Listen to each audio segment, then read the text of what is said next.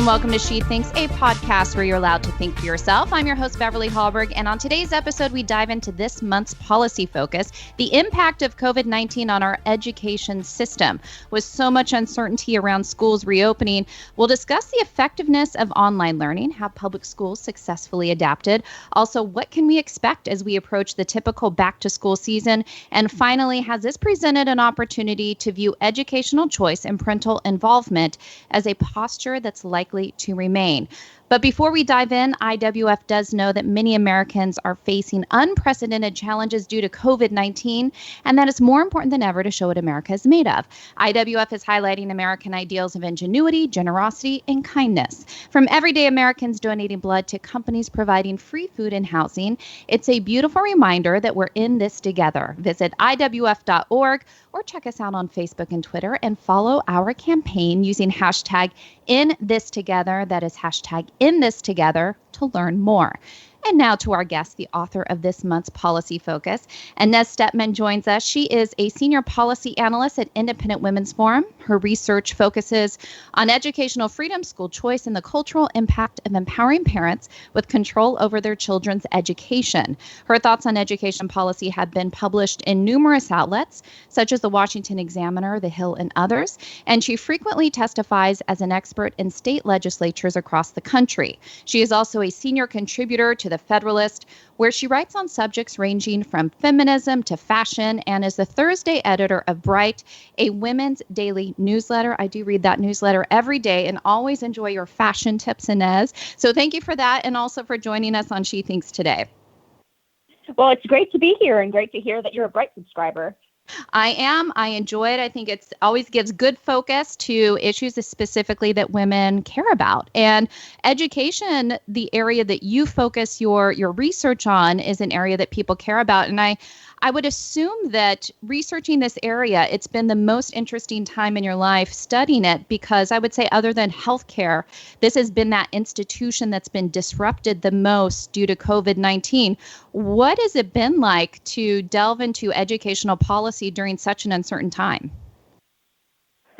It's a bit like jumping into the deep end, that's for sure. But that's certainly the position that a lot of schools find themselves in. And districts and various administrative units find themselves in. That being said, there comes a point where we have to evaluate their performance, even especially as we're not in the introductory weeks of this crisis, right? A lot of schools most schools, in fact, have already wrapped up their school years. Many of them wrapped up in May. Honestly, overall, they've done a pretty disappointing job adjusting to this crisis, and they're causing a lot of unnecessary stress and frustration among parents. And so what are some of those specifics? I mean, I know that I see what parents put up there. Some of them had to work during all this or were working through all of this, so they couldn't be there to help their kids. Some were struggling with Wi-Fi access. Some families not enough computers. Some the school system didn't do well adapting to online. I mean, what have you found to be some of the common problems of not just what families were facing, but that school districts were facing? Well, one of the problems during this quote-unquote accidental homeschooling phase, which is what I like to call it, accidental homeschooling, is that this isn't really homeschooling and it's not really school, right? So it's trying to duplicate the classroom environment at home through various internet and other services. And that really hasn't worked very well, because while there are schools and institutions that are used to implementing digital learning, that actually do it as their primary method of learning with students, most schools were not used to doing that. So there were some unacceptable delays even in getting any kind of online learning to most students. In fact, by the time school years have been wrapping up at the end of May, only about just under half of school districts in America were actually delivering what I would call online instruction, meaning there was live online instruction and they were teaching new material. So just under half of the schools in America ever got to that point. And that's by the end of May. So like I said, basically by the end of the school year. And then even if you were part of a school district that did manage to get real online learning off the ground before the end of the school year, there's just, it's not for every kid. There's a reason that brick and mortar schools remain quite popular in the United States. There are students who benefit from online learning, and there are some great charter school networks that entirely work virtually, but it doesn't work for every kid, just like any method of instruction. And so there's been a lot of frustration, I think, with the uncertainty, with the way that online instruction has been delivered, with the lack of what we might call low-tech options, aka pencil and paper. And then I think there's some frustration with the curriculum itself. I mean, this is an opportunity for a lot of parents that they haven't actually had in the past to really take a look at what and how their kids are learning. And a lot of parents are finding that they're not particularly thrilled with what and how their kids are learning, whether that's the pace of instruction, whether their kids are behind or ahead of the pace of instruction, whether the kids are just bored. They might just see how boring some of these workshops and assignments actually are, or they might be a little astounded at the way that curriculum has really shifted since perhaps they were in school, especially on sensitive and cultural issues like American history or human sexuality, or, for example, nowadays climate change. So a lot of parents are taking their first look at that, and some of them are not thrilled with what they're seeing. And there's been a push by the public education system for a long time to exclude parents being involved in the curriculum and what their children are learning. It's this mentality of send your children to us and we'll parent them, we'll take care of them. Everything, as you said, from sex education to what they should view about the climate and climate change. So do you find that this is presenting an opportunity to change the way parents think about educating their children? You mentioned some examples there, but do you think that there are enough parents out there who are saying, first of all, I didn't realize this was going on, and second of all, we do have options, and I didn't realize we had options before? Well, it's still too early to say what the long-term impact of this moment will be. There are some poll numbers that show that 40% of parents are more likely to homeschool after this because they've kind of seen how to homeschool, and it hasn't gone perfectly, but actually plenty of parents are choosing to formally homeschool, and I'd actually like to talk to our listeners about that option.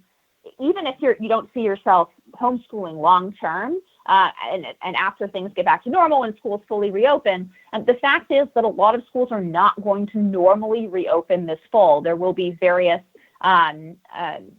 public health changes that are put into place. There might be alternate school days. There might be various onerous restrictions. Up to a third of teachers are actually high risk for COVID-19. So there might be a lot of teachers not returning to the classroom in the fall. So, school is not going to look quite normal in most places in the fall. And so a lot of parents, between the failures of online learning and school not really looking normal in the fall, might be interested in continuing to homeschool, but without the worksheets and the Zoom classes. It might be, in fact, easier and more edifying to assign book reports to your child for the first 6 months of the school year, for example. And that is absolutely a right in all 50 states. And actually, I want to take this moment to assure parents that despite some of the gloom and doom they're hearing from some of the education researchers and from media, the fact is that your kids are learning during this time. The fact that they're not learning in the same way or the same exact curriculum or way or sort of milestones that they would be hitting in school, this may very well be the period that your kid looks back on where he or she learned the most about current events, about this historical moment in which we find ourselves, more about what their parents do for a living, more practical household skills like how to cook. These are not valueless skills just because they are not on the next standardized test. And so I just want to assure parents, and I think a lot of them are frustrated and worried rightly about their children's educational future, but this is not going to be a lost semester. They are learning something, even if that thing is not exactly what the school system wants them to learn. But yes, you do have options, starting with pulling your kid formally out of the school system and continuing homeschool at your own direction as opposed to the school district or the teacher's direction. And then in many states, depending on where you live, there are school choice options. So There are virtual charter schools. They are much more prepared for this moment, obviously, just because this is how they normally deliver instruction. So their teachers are trained in delivering instruction online. Their entire model of instruction is based around a virtual classroom. And so they're just much more prepared. This is no knock on the public schools, actually, but they're just much more prepared by virtue of their pre-COVID business model for this moment. Unfortunately, some states are actually, at the behest of teachers' unions, actually preventing additional students from signing up for virtual options, even if those options are already in existence in those states. We saw some of that in Pennsylvania, for example. And that's just, that's just abominable, right? At this point, everybody needs grace and flexibility, and nobody should be cutting off options for parents during this time when we're all scrambling to try to make things work in a very unusual environment.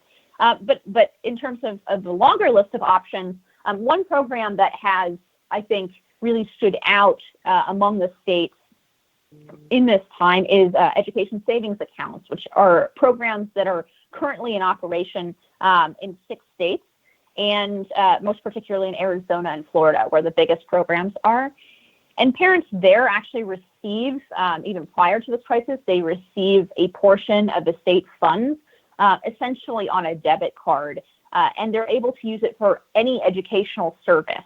And especially as we go to sort of a cautious reopening in a lot of states, those programs are going to be invaluable to parents, because if the regular school is not sort of on full reopen because it's dense and there are a lot of kids, and as I said, a third of teachers are high risk, with an ESA, parents can actually bring tutors into their home to tutor their kids one-on-one.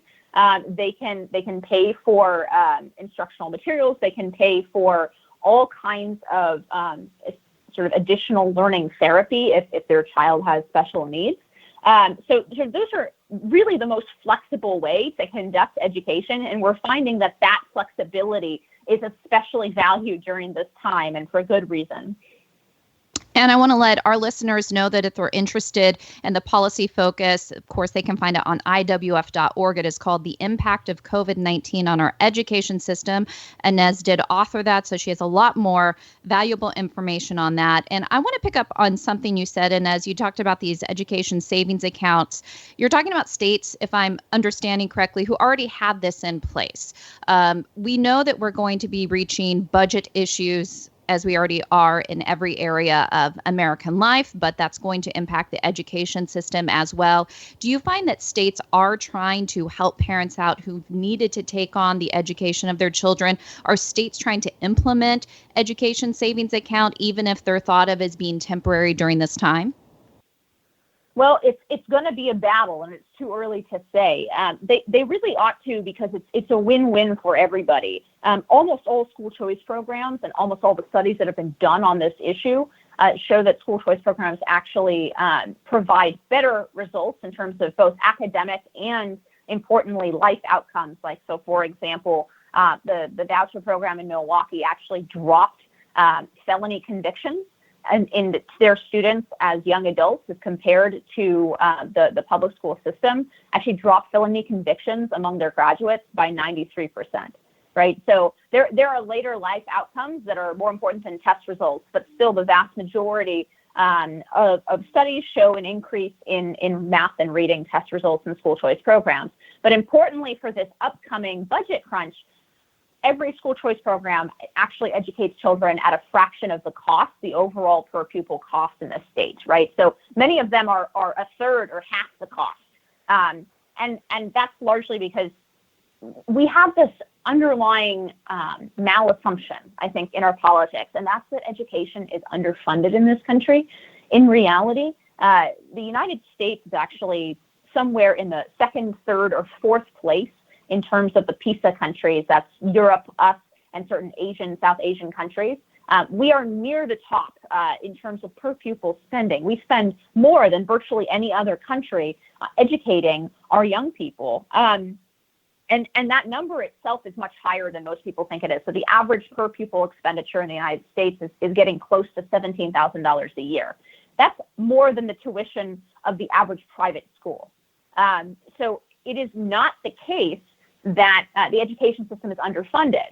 Now, parents and citizens might come back to me and say, but my teacher just had to buy chalk. What do you mean we're not underfunded, right? That's probably an old example. My teacher had to buy the iPad, right? Exactly.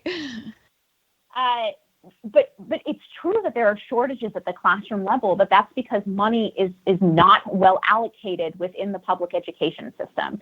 So if you take a look, there's an amazing report done by Ed Choice and economist Ben Scafidi, who looks into where all that money has gone. And it turns out it's gone into a bureaucratic administrative staffing boom for the last 30 years. So we've seen bureaucrats essentially and compliance officers and generally non-teaching staff explode over the past 50 years by more than 700%.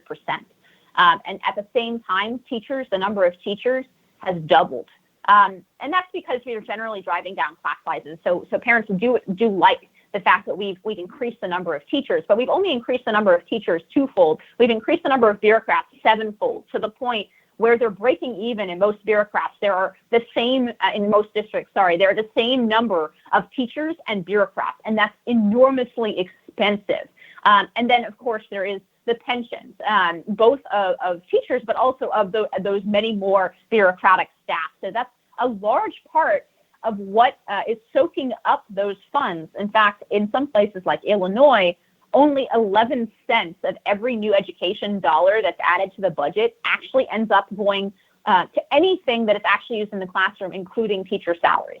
So these are poor priorities. And now that we're all looking at a budget crunch, we should be, scrutinizing the school districts for the choices they make during this budget crunch. And one of those choices should be, if they have to tighten their belts, like everybody in America is going to have to, they should be looking to get rid of administrative officers, not teachers, and not things that go directly into the classroom. It's been a nice boom time for them for the last 30 years. It's absolutely false that education funding, by the way, has dropped over the past decade. Education funding is about twice as much per pupil in real adjusted dollars as it was 3 decades ago. So if they have had a nice long run, unfortunately, that run is coming to an end, and they're going to have to make tough choices, and they should make them in a smart way without threatening to fire teachers just to get the public angry, which has happened in the past. But yes, school choice will be a win-win during those budget crunches, because they will get some of the kids educated at a fraction of the cost. Those children will have greater opportunities, according to all of the social science research that we can find.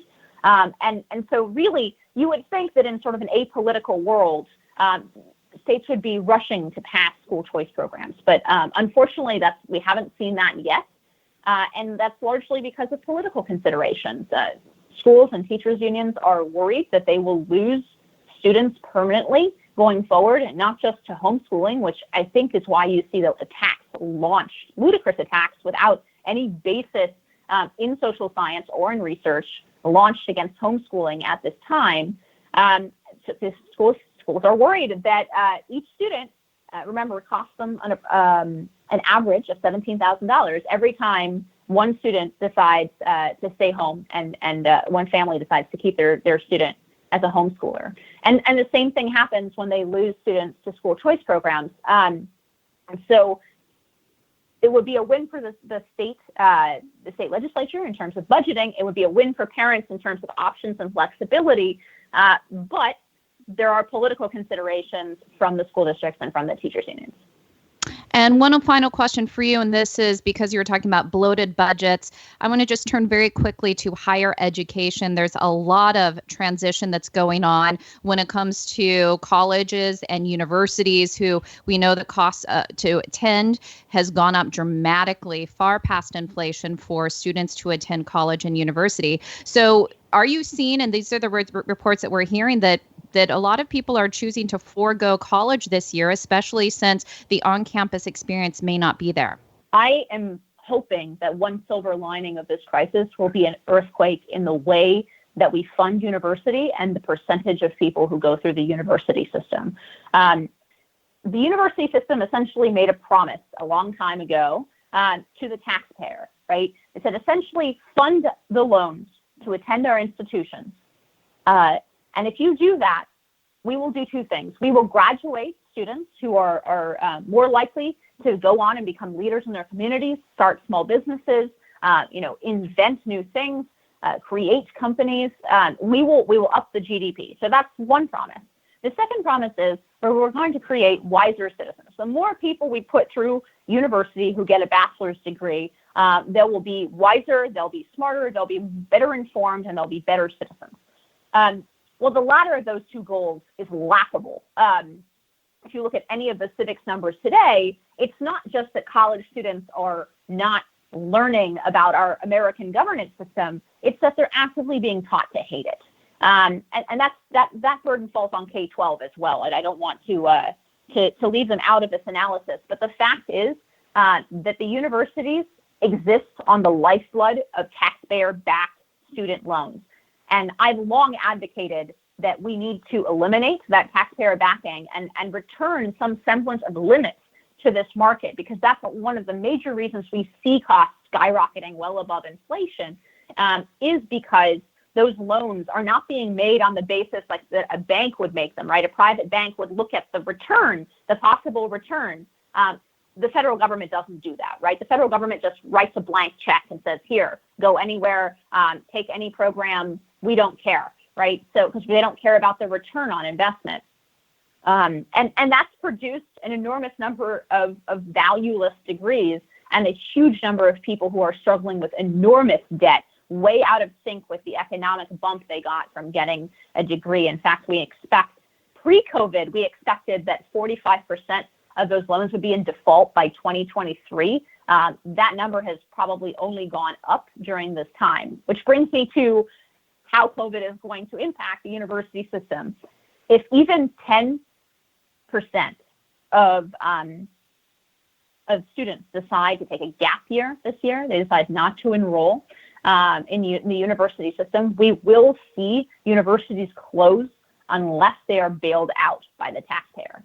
Now, they've only gotten one bailout so far.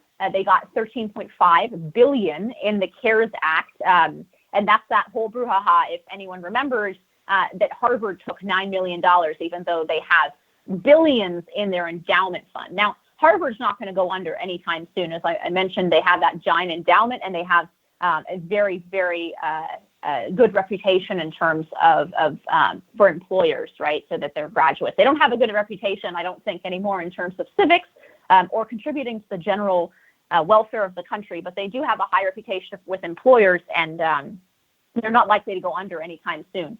But we have many, many more colleges and universities, over 4,000 actually, many more than any other Western country. And some of those colleges and universities are not granting degrees that are of any value to the students who are attending them. And I do think that you'll see, absent another bailout, which we should absolutely oppose, you'll see some of these universities close their doors. And I think that that's right. This is a sector that is outsized and bloated because of the investment of the taxpayer. And they've simply not shown in recent years that they're worthy of that investment from the taxpayer.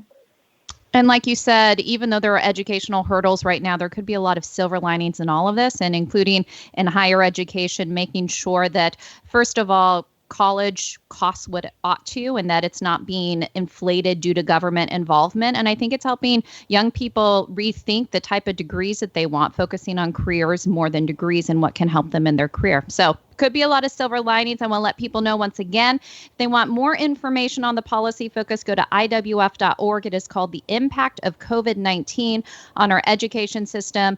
Inez, thank you so much for joining She Thinks today. Thanks for having me, Beverly. And thank you for joining. Before you go, Independent Women's Forum does want you to know that we rely on the generosity of supporters like you. An investment in IWF fuels our efforts to enhance freedom, opportunity, and well-being for all Americans. Please consider making a small donation to IWF by visiting IWF.org/donate. That is IWF.org/donate. Last, if you enjoyed this episode of She Thinks, do leave us a rating and review on iTunes. It does help.